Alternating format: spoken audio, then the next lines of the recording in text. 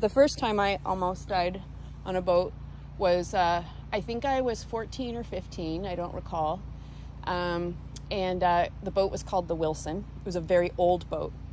And I was do you know what a deckhand is?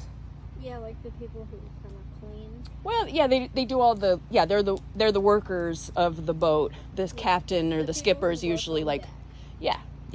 So I was one of those because my stepdad, I'm going to call him my bonus dad actually.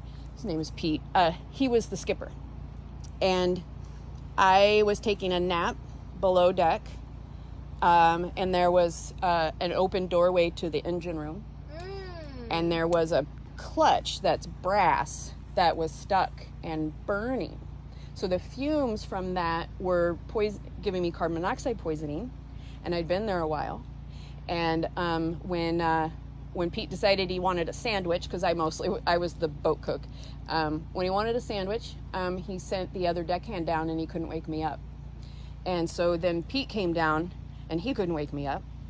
And so I kind of came to when he was carrying me, like his arm like around me, and I was on the ocean side of the boat because we're going around the outside of the boat for him to get me into the cabin. So I'm on the ocean side, kind of like limply going, shit, I'm right over the ocean.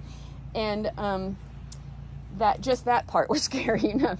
And then we were so far away from town on the boat because we were going to pick up fish from fishermen. That's why we were far away picking up fish.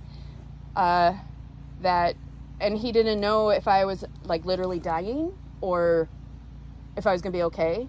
So they didn't call a helicopter. It's called life flight. They didn't do that. But when we got to town, he had asked for a ambulance to be waiting for us, and there wasn't. So he threw the guy who was supposed to call the ambulance into the harbor off of a pretty high dock. And then he took me to the emergency room.